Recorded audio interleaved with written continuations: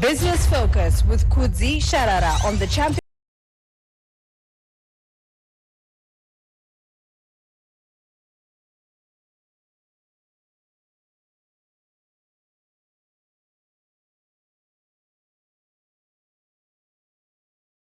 Right here on Capi Talk 100.4 FM Harare Heartbeat, and we discuss a lot of what's happening in the world of business, as always, with Kudzi Sharara. Good morning, Kudzi. How are you today? Good morning, Tinashe. Good morning, everyone. Great. All right, Kudzi, let's begin with the Zimbabwe Stock Exchange trading update for yesterday.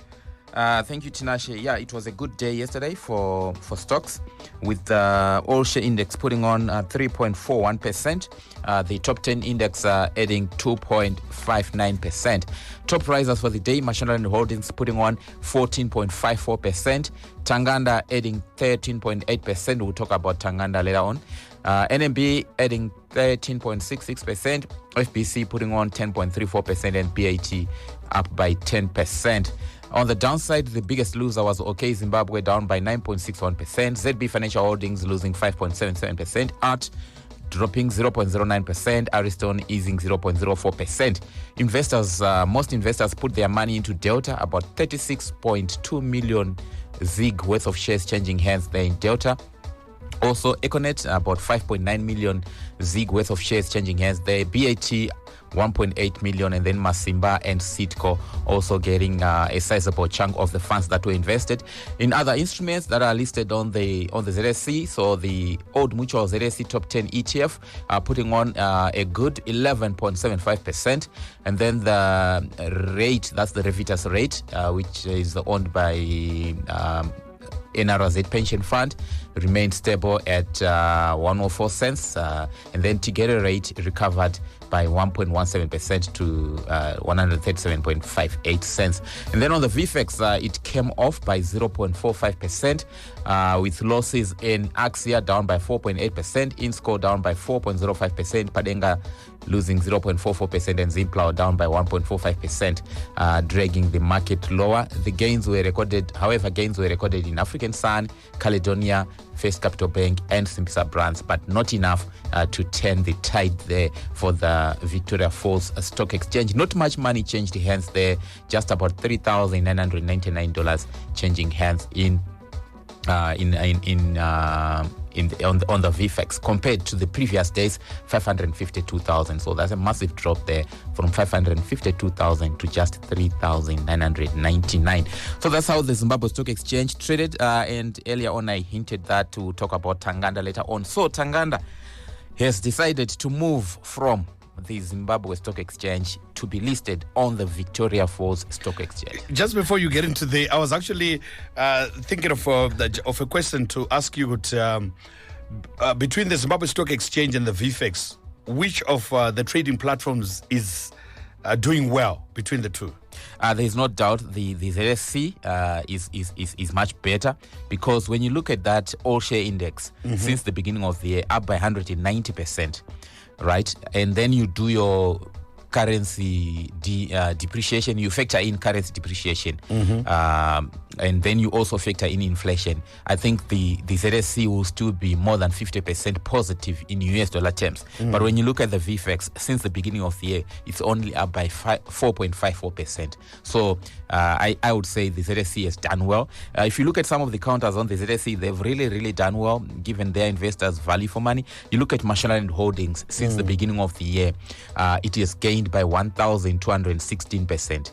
So even if you factor in the currency depreciation, if you factor in the inflation, it's still way in the positive territory. So good returns there for Mashonaland Holdings. You look at Unifreight, up by 861%, at 580%, FBC 543%, CBZ 351%. So I would say the ZSE has done much better than the VFEX. But at the same time, we're seeing Tanganda moving from ZSE to the VFEX. Yes, so they are moving from the ZSE to the VFEX. You know, the VFEX also offers companies some incentives that are not found on the that are not found on the Victoria Falls, that are not found on the Zimbabwe Stock Exchange. And also, as they move to the Victoria Falls Stock Exchange, they want to raise capital, about $7.7 million, through a renounceable rights offer. So a renounceable rights offer is where the company says to its current shareholders, okay, we want to raise 7.7 million. You can follow your rights, and then if there are any rights that are not followed, then an underwriter might take those shares. So this is the company saying we are moving to the Victoria Falls Stock Exchange, but whilst we are there, we also want to raise $7.7 million. So you on the VFEX, yes, some you could raise capital on the US dollar capital on the Zimbabwe Stock Exchange, but they've decided they are yet to issue a full circular to shareholders to really see the rationale for them to do that. Why are they doing it? So they will issue a circular to shareholders, and then it will go for an shareholder approval at an extra general meeting, an EGM. So full details are yet to come, giving us the reason why the company has decided. I remember when they were listing on the Zimbabwe Stock Exchange, other companies had already started to move to the Victoria Falls Stock Exchange. And I remember saying to myself, why are they listing on the ZSE? They are mostly an export company. You know, Tanganda, most of their products, they've got products that they sell on the domestic market, but they also export tea, avocados, macadamia, and other products that they export. So I was like, they are generating export. They will be able to meet the requirements of the Victoria Falls Stock Exchange, but they ended up listing on the Zimbabwe Stock Exchange. And I remember asking one of the brokers, and they said, no, it's because of the issue of liquidity. So when you're on the Zimbabwe Stock Exchange, it's very easy to sell your shares or buy shares into the company. But when you are on the VFEX, it's not yet liquid enough. It's not yet trading frequently as you would want. But this is what they've decided. In the coming weeks, we should be able to get more information in terms of the rationale why they are going there. So could they probably I'm asking on behalf of probably a shareholder of Tanganda. Anenge akatenga mashares ake eTanganda ku ZSE ari our local currency, right? Now it's moving to the VFEX where they are trading in US dollars. Zvinoreva kwandiri as a shareholder ndakatenga neZimbabwean currency. Zvakureva kuti mashares awakatenga iwewe nezig, right? Or nezim dollar. Some of you might have bought way back. It means that now you can sell those shares. You can dispose of those shares in US dollars. So you now have a Zim dollar asset that you bought with your local currency, but you will now be able to enjoy US dollar when you finally decide to sell. So that's I'm actually yesterday the counter actually went up. That's why it's one of the top 5 risers. So someone is saying, okay, I've got ZIG, right? And I've got I want to convert this ZIG into US dollars. What a way of doing it. Just buy shares, Tanganda shares, and then a few months once they list on the Victoria Falls Stock Exchange, your ZIG is now in US dollars. Remember that US dollars are not easy to get by. You can't get them on the interbank market to say, no, I want some US dollars to buy shares or for store of value. You can't do that. So, and you can't on the black market, it's illegal. So this is a way of buying a US dollar asset using ZIG. Okay. So that will be interesting. I foresee this counter just going up for the next couple of days. It will be going up as people try to buy into a US dollar asset. However, what we have seen over the period, that's why it's also you see the VFEX is not performing as much as the ZSE. Why? Because when these counters were moving to the VFEX, they were pushed, some of them to the extent that they were overvalued. And then when they went to the VFEX, they got their true value on the VFEX now. And some of them had to come off to get to their true value because they had been overbought whilst they were still trading on the Zimbabwe Stock Exchange. All right, just before we move on to the next subject, could see there's a question here from Azuba Cooper in Grindel who say, how do companies on stock exchange benefit financially from trading of shares on stock exchanges? Can proceeds from daily sales be used as working capital? No. Once a company, so when companies list, right? They normally list through, well, there are many methods, but the first one is called an initial public offering, an IPO, initial public offering, the financial term of the day. Initial public offering, yes. So what they are issuing their shares to the public for the very first time. let's say on the Victoria Falls Stock Exchange or on the Zimbabwe Stock Exchange, they normally do that to raise capital. So they are saying, I want to expand my business. I don't want to go and get a loan from the bank. So I'm coming to other people to say, guys, I own this company 100%, but I'm willing to let go, let's say 70% of this company and sell it to you in exchange of capital. Once you give me that money, I'm going to inject it into the business so that we can expand the business. We can bring in new material, raw material, new equipment and stuff like that. So that's an initial public offering. Some others, they list by way of introduction where they don't want to raise capital. It's also allowed. And then, as in this case, for example, Tanganda wants to raise capital. They are going to do what is known as a rights offer. Another financial term, a rights offer is where the company is saying to its shareholders, you have got the right to follow your shareholding. Because, for example, if I'm selling more shares, if I have issued 100 shares before and I'm now wanting to issue another 100 shares, it means there will be dilution. So I'm saying if you want to maintain your shareholding, you have to follow your shares by subscribing to this rights offer. So this is what Tanganda, so that's the benefit.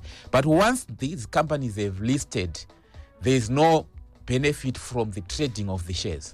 It's now a shareholder affair. It's now between shareholders. One shareholder selling, another one buying and becoming a shareholder. The company does not benefit. The company will only benefit once they want to raise more capital through the exchange or on the first time. However, there are many other benefits of being listed. Remember that also it's actually a plus for you to be listed because we know that there are rules and regulations, the listing requirements that you have to be followed when you are listed on a stock exchange. It means that your books, in most cases, although I know they are in some cases there's some fraudulent activities might take place even when a company is listed, but there are better chances that the books of this company have been scrutinized enough, and once you go out there, you look looking for a loan or whatever, or you want to sell the business, people are saying, no, it was listed, so it means its books must be clean, right? So there are many advantages. Also, your brand. Imagine we are talking about these companies here.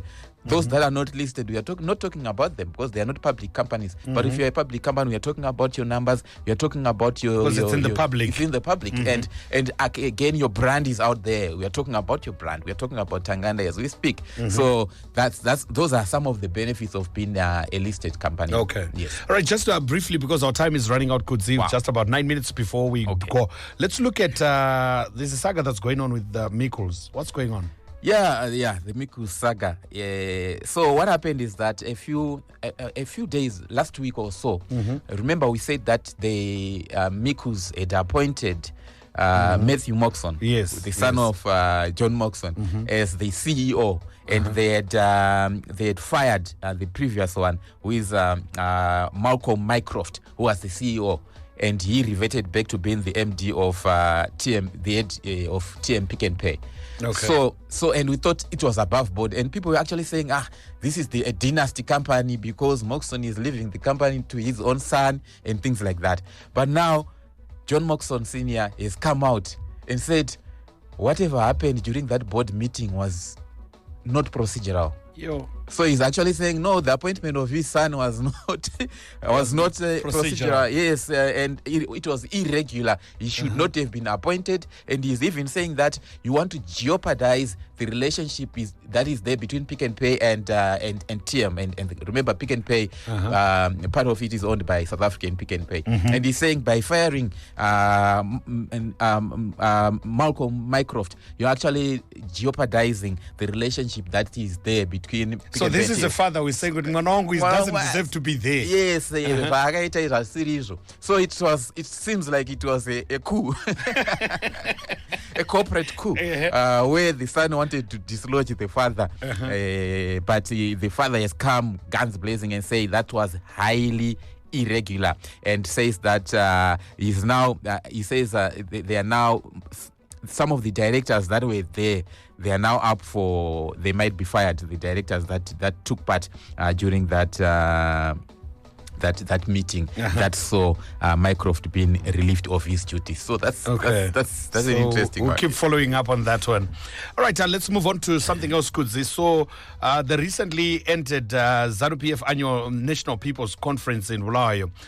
There were resolutions that came out. Are there some resolutions that have got an impact on the economy? Yes, so there are actually several resolutions that that were made there that have got an impact on the economy. They touched on mining, especially illegal mining, which they said there is need for authorities to enforce the ban on riverbed mining and also accelerate river desiltation program through the cancellation of mining licenses and environmental permits, including confiscation of mining equipment in this area. So they're saying, no, guys, we can't continue to do what we are doing, riverbed mining, and I think this is a good resolution. Hopefully it can be followed through in terms of making sure that we stop this practice because it's damaging the environment. So kudos to ZANU-PF for doing that. They also spoke about infrastructure. You talk about dams, roads, irrigation and rail, and they said we want more of these. And I think any Zimbabwean would want more of that. Yeah, of course. But I think the question is on the funding, because the funding model that we've been using in the past has come with consequences. Some of the currency depreciation that we are talking about, some of the inflation numbers that we talk about, it's because of the way we were funding these infrastructure projects. So I think they started to do it differently. If you look at how they structured the Bulawayo Victoria Falls Road, where it's a build-operate kind of arrangement where Buteman, I think, has been awarded. They'll build and operate and then hand over once they've recouped their money and some profits, I think. So that's the model that you might want.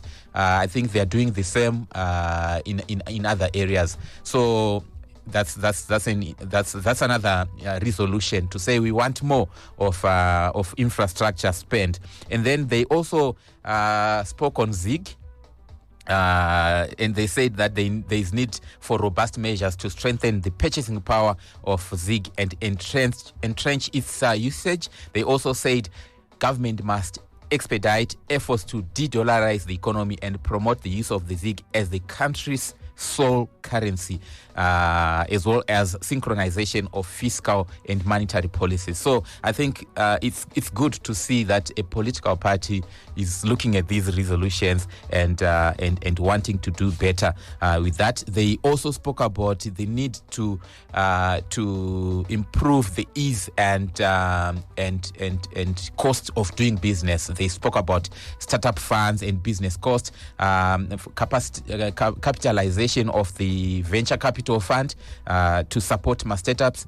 So the party also wants comprehensive policies to realize the formalization of the informal sector through the enforcement of appropriate laws. So the laws are there, but they are not being enforced. Okay. So this is what the party is saying. No, guys, let's enforce these laws. Stamping authority now. Yes, stamp authority. So that's what the party is saying. Hopefully those in government will listen and implement some of these resolutions.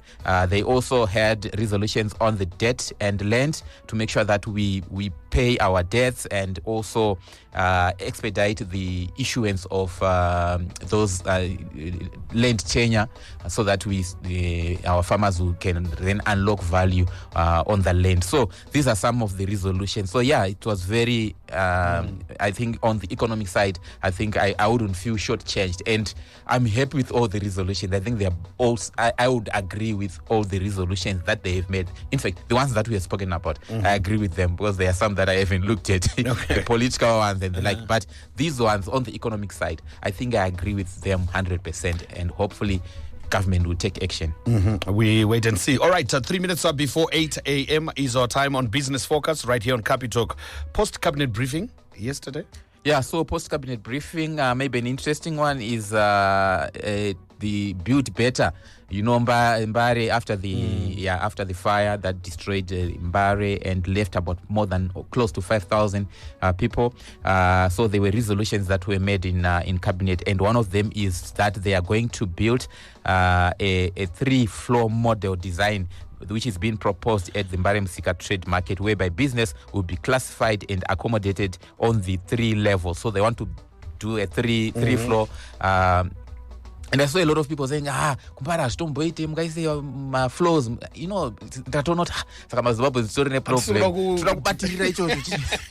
Old model chiri pecho ndo chinoda kubatirwa. Imagine having a ground floor ndeni taventingisa zvichivanhu kuenda pamusoro yeah, but I would say ave zviri heavy like ma fruits and vegetables. Go down. Ndo vari pasi because zviri heavy. Yeah. But vaya vanga vachitengesa bute kumusoro because zvichingodaro vanga vachitengesa mauniform vachiendawo nechokumusoro vanotengesawo zviri heavy ndo votengesera background floor. I think for me it's a good but I idea. think it's actually a good move because we are modernizing the market system, and we have seen it in other countries. That's how it is. It's well organized. But nezuro ndakaona mune rimwe group vanhu vachitopopota kuti aiwa.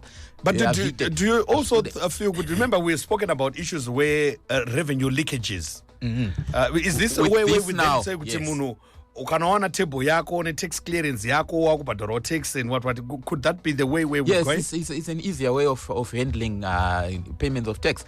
Munongoisa kana zvimaloka zvongoti kana usina kubhadhara loku ndinaro zvamunongoita muchiclaimba mota mutauni just like mamo esari mutauni kana usina kungobhadhara utongo hapavhurwi handiti wobhadhara tax yako. It's easy, and it's also easy because makungoisa munhu anotogara ipapo handiti ano your tax collector wezimu rangona kutonzi gara ipapapo handiti plus inenge office yawo ipapapo CCTV yapo homwe dzetsingorowa varitoita smart, they're calling it smart something they're calling it smart market concept. Smart market concept. So I think let's bring in technology in the way we sell our vegetables, our tomatoes. Okay, all right. Let's hold it for Business Focus for today right here on Capital Kudzi. We discuss more tomorrow. Thank you so much for the day.